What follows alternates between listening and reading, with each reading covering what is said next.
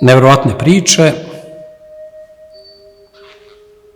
istinite, proverene, višestruko potvrđene, ne samo iz naših izvora.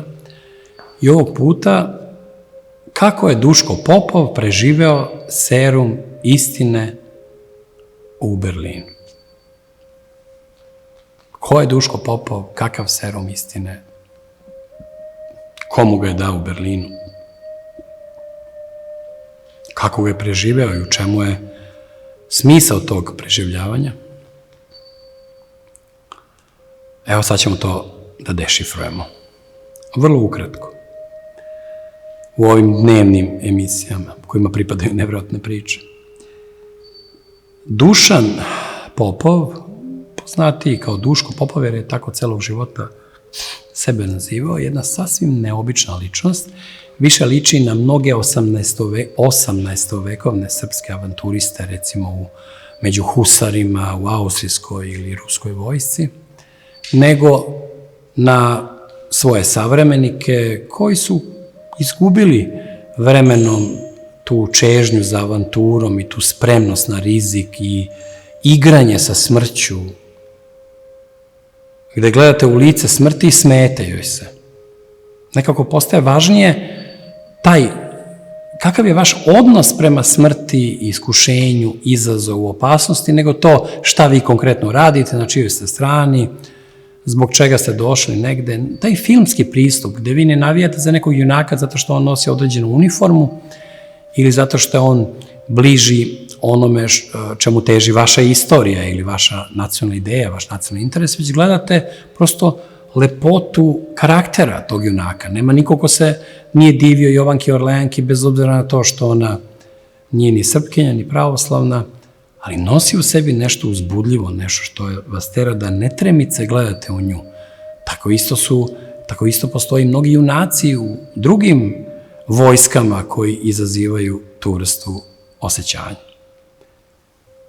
Mi smo dugo vremena kroz oficire, kroz vladare imali taj neobičan spoj avanturiste i istorijske ličnosti.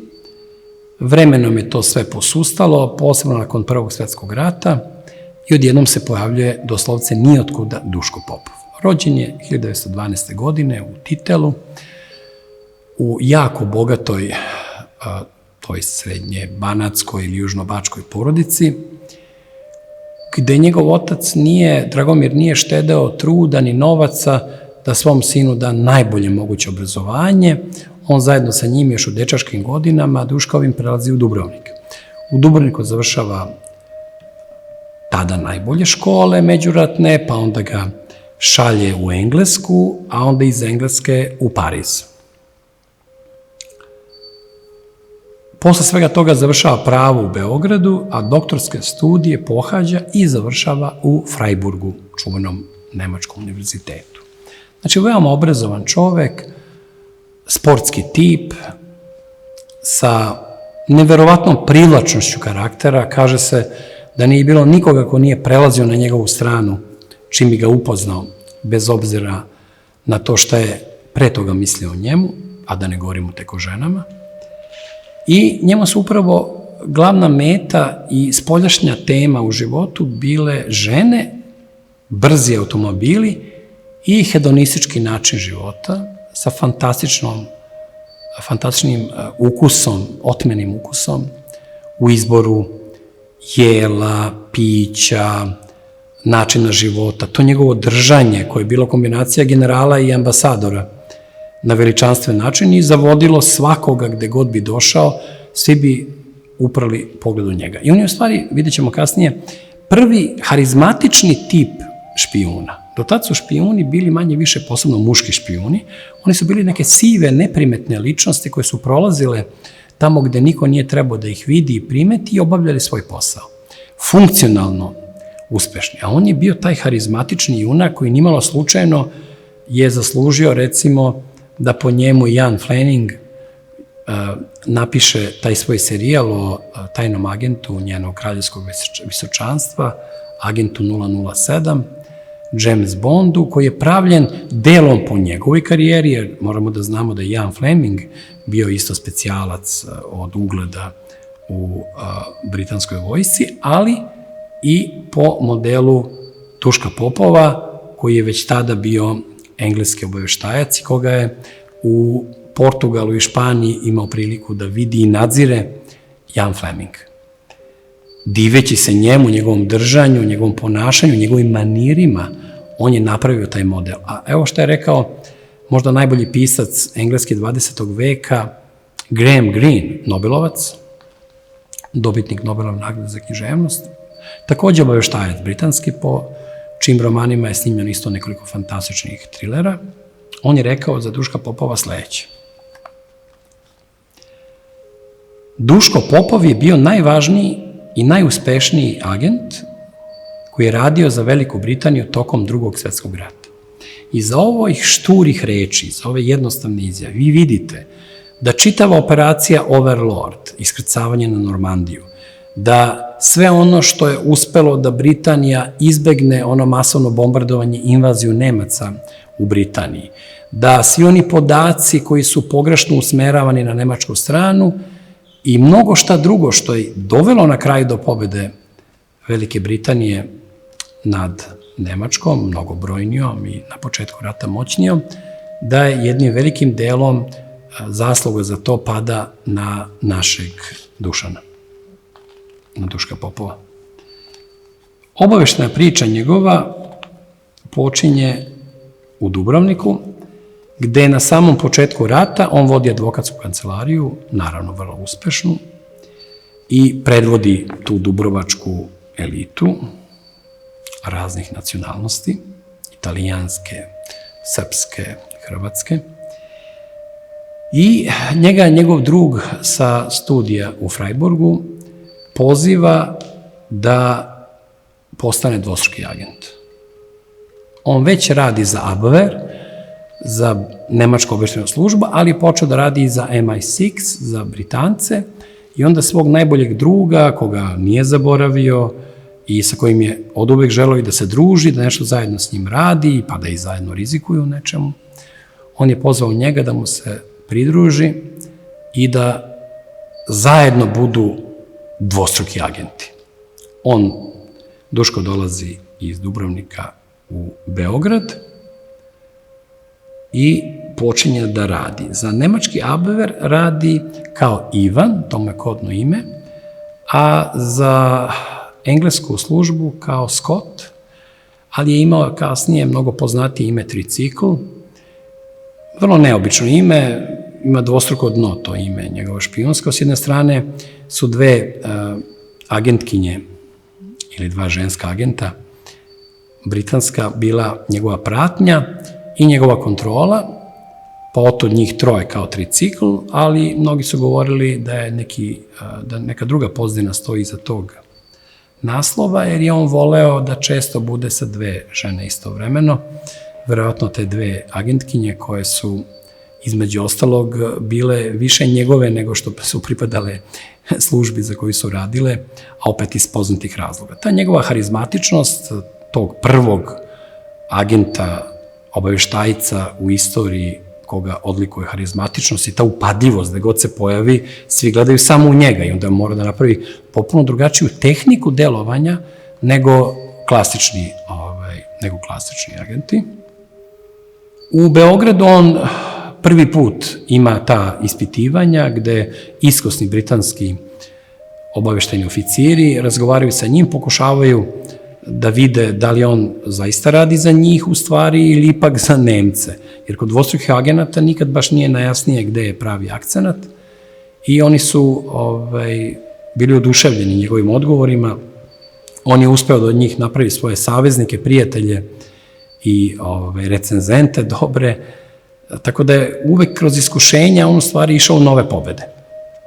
Prošavši kroz to, njega Nemci šalju u Portugaliju i Španiju, jer su to bile dve neutralne zemlje u Drugom svetskom ratu, i on tu deluje, dobija određene zadatke. Nemci ga šalju iz Portugalije i Španije, gde treba da uspostavi neke prve kontakte, šalju ga u Englesku, gde treba da pripremi invaziju Nemaca u Britaniju, dobijajući određene podatke i sve ostalo. Žene, aristokrate, elitno društvo, krem de la krem, oni su svi bili njegove žrtve. On bi dolazio, uspeo da prođe kroz njih kao kroz sir, oni su ostajali zaneseni kao ona čarobna prašina od Vendi u Petru Panu, gde god bi on prošao i on bi dobijao ono što bi želeo. Srećom po Britance, akcenat mu je bio, bar ono što mi danas znamo, ka njima usmeren, a ne ka Nemcima. Njih je birao od početka jer je bio jako ozlojeđen sudbinom svojih jevrejskih prijatelja u Frajburgu, kada su počele prozivke i progoni Jevreja, on je to podnosio jako teško i imao je nekoliko velikih sukoba sa policijom nemačkom u vreme svog doktorata i to je možda bio jedan od odlučujućih faktora, ta njegova čežnja za slobodom i taj njegov srpski duh, gde ne želi da proganja nikoga i gde je protiv svakog proganjanja, to je situacija koja njega dovela u konačni izbor između dve podjednako privlačne mogućnosti na samom početku rata. On, recimo, u Portugalu je taj njegov čuveni susret sa nemačkim agentima koji je posmatrao lično Jan Fleming u tom kazinu hotela Palacio, koji će kasnije opisati u romanu Casino Royale, koji će kasnije biti filmovan, ekranizovan i vidjet ćemo kroz držanje James Bonda, vidjet ćemo kako se držao naš Duško Popov u pravoj situaciji, u pravim opasnostima usred tih zbivanja. On je inače preko svojih veza prvi otkrio da će Japanci napasti Pearl Harbor. Ali mu šef FBI-a Edgar Hoover ne veruje. Ne veruje mu zato što ne izaziva poverenje kod njega, zato što zna da je švaler i ženskaroš, zato što zna da je u kontaktu jedne, druge i treće strane i on misli da je to neka prazna priča ili da je to upravo pokušaj Nemaca da im se proda nešto takvo i, nažalost, nisu prihvatili njegove informacije, dogodio se Pearl Harbor, napad Japanaca koji je mogao da se izbegne, da su njega poslušali. Kasnije će ga poslušati kad je reč o iskrcavanju na Normandiju i koristeći Duška Popova, uspeli su Nemce da ubede da će biti iskrcavanje na nekom drugom mestu i time da doprinesu iznenađenju koje je kasnije bilo bitno za dovršetak ratnih napora u Drugom svetskom ratu. On odlazi u Ameriku, u Americi živi sa Simone Simon, tada čuvenom glumicom francusko-italijanskog porekla, koju mi reditelji pamtimo iz njenih filmova. Ona je poznata i najpoznatija još u to vreme bila po filmu Žaka Turnera, velikog reditelja, američkog Cat People, to je Ljudi mačke, gde ona igra Srpkinju Irenu, koju prati porodično prokletstvo pretvaranja žena iz te porodice u crne pantere kada se uzbude.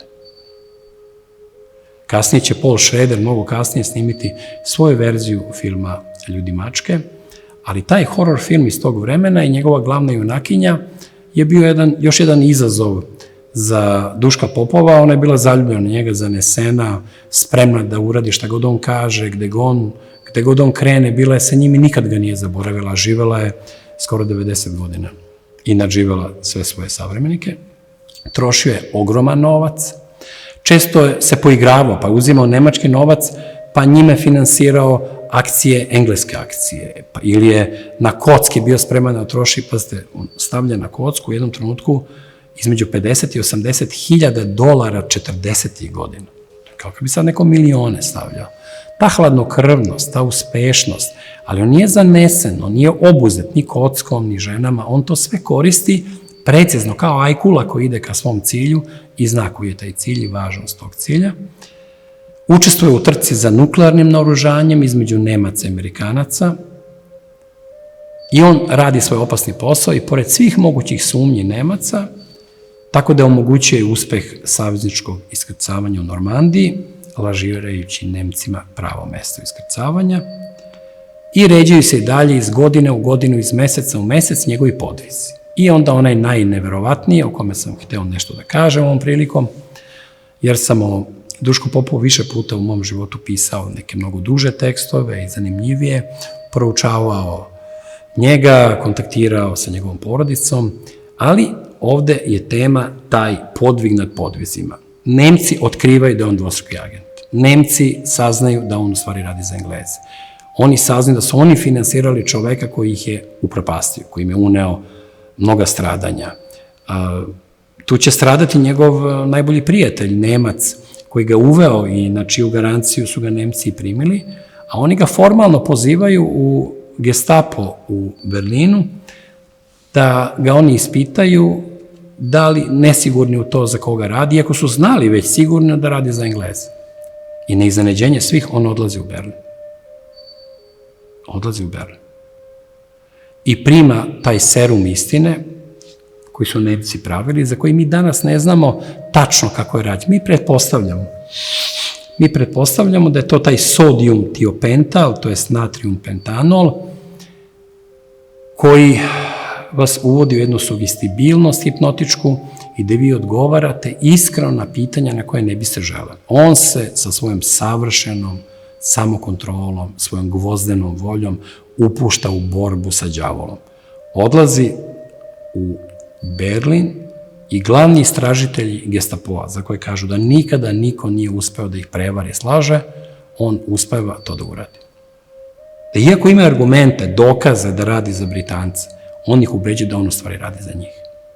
Pobeđuje svoje islednike i vraća se nazad u Evropu, u Portugaliju, u Britaniju, da nastavi svoje akcije, izazivajući sudbinu, možda više nego ikada pre i do toga, i to je možda taj čudni trenutak koji stvarno zaslužuje film, jer ne znam kako rečima da opišete to kad neko dolazi, ulazi u Berlin, prolazi kroz kontrole, dočekuje ga oni koji znaju da ih je izdao, koji znaju šta im je sve uradio, da je kriv za smrt tolikih njihovih vojnika na frontu, i oni gleda mrtav hladan u lice, ali oni su zbunjeni time što je on došao. Zašto bi došao ako je kriv?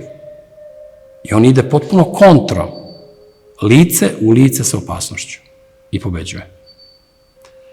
Znači, srpski avanturista sa savršenom samokontrolom, po onom evanđelskom pravilu, šta radi leva ruka, da ne zna desna ruka. On je to postigao. To su ljudi koji ne pričaju u snu, ne poveravaju se nikome, kontrolišu se i dok spavaju. To je šamanska praksa kontrolisanja svega što im se dešava u snovima i ne dopušta da ga neko navede na to da priča ono što oni žele. Setimo se despota Stefana Lazarevića, koji je imao sličnu situaciju kada ga je pozvao Bajazid, kada je saznao za njegovu saradnju sa Žigmundom, ugarskim vladarom. On ga je zvao misleći da se neće odazvati despot Stefan, jer ga čeka smrt na Bajazitovom dvoru zbog izdaje njihovog vazalnog odnosa. Međutim, despot Stefan odlazi. Odlazi pravo na noge. Bajazitu gleda ga u oči i razgovara sa njim i kaže, odrešito, ne skrivajući se, jeste, tako je, bio sam sa Žigmundom, Sigismundom. Moj život je u tvojoj ruci, veliki sultan. Tu se reči prekidaju, a nastavlja se govor pogledima. Te duša kneza Lazara kroz njegovog sina razgovara sa svojim ubicom, koji umalo da postane ubica njegovog sina, despota Stefana. I ovo je fascinira njegovom iskrenošću, njegovom hrabrošću, njegovom otvorenošću, njegovom neposrednošću i njegovom harizmom, koja je poseban kvalitet. On, po promisli Božjoj, oprašta despotu Stefanu. To su ljudi koji su prežalili unapred svoj život, spremni na svaki ishod. U našoj srpsko-ruskoj priči, skorijoj, imamo Alberta Andijeva, pokojnog, koji je rekao, postoje zadaci u kojima je smrt sastavni deo zadatka, ali to nije razlog da se ti zadaci odbiju.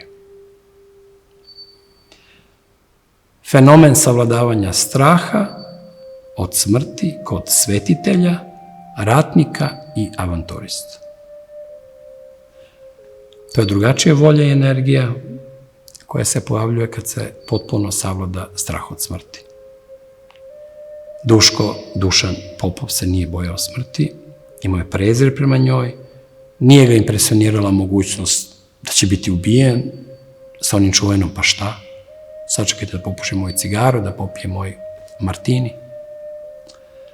Višestruka svest u kome se ponaša čas sa jednom, čas sa drugom, čas sa trećom, različitom ljudskom maskom. Otprilike kao naši ustanici i Karađorđevi borci koji su se često i rado prerušavali u Turke i ulazili u njihove varoši da bi dobili tajne podatke i predali ih svojim saborcima. Duško Popov se nije bojao neuspeha i uvek je verovao da će uspeti i to ga je pravilo, pratilo ga, on je živio posle rata godinama na Azornoj obali, opet na način na koji je volao. Čuvena anegdota, kad je bio jedan puta na nekoj koridi, i to je bilo u Španiji još u vreme Franka, još za vreme Drugog svjetskog rata, i kada je pao bik na kolena, pogođen mačem Toreadora, i kad neki Španac viknuo, pao je i raspao se kao Jugoslavija, Duško Popov je skočio i pretukao dotičnog. Mnogi kažu da ga nije baš pretukao, nego je više mu zapretio, onda ovaj u strahu ga molio za oprost, pa mu on oprostio. Ta instinktivna reakcija, bez obzira ko to kaže, da li to kaže Španac u sred arene sa drugim Špancima, on reaguje na ugroženu čast, on reaguje u trenutku, spreman da svakog dana, svakog časa položi svoj život. To je nešto čemu se ne možete diviti, bez obzira kao u pitanju. Naš Mišima, naš Vojvoda Mišić, sa onim ko sme, taj može. Zaista ko sme, taj jedini može. Srpska ratna metafizika, neka bude što biti ne može. A ima i ljudi koji veruju u sudbinu, pa postupaju bez ikakvog straha, jer misle kako im je sudbinski određeno, to će im se dogoditi ili im se neće dogoditi. To su ljudi koji sasvim nesvesno, ali vatreno veruju u promisao Božju, ne veruju u slučajnosti i posjeduju volju kakvu imaju samo svetitelji i ljudi koji su se odavno odrekli svog života. Duško Popov se odrekao svog imena kao monasi što se odriču svog krštenog imena i dobijaju svoje monaško ime. On je imao svoje 2 ili 3 agentska imena, ali u suštini on je na svoj način čudan pokazivao svima u Evropi da nema hrabrijih ljudi od Srba.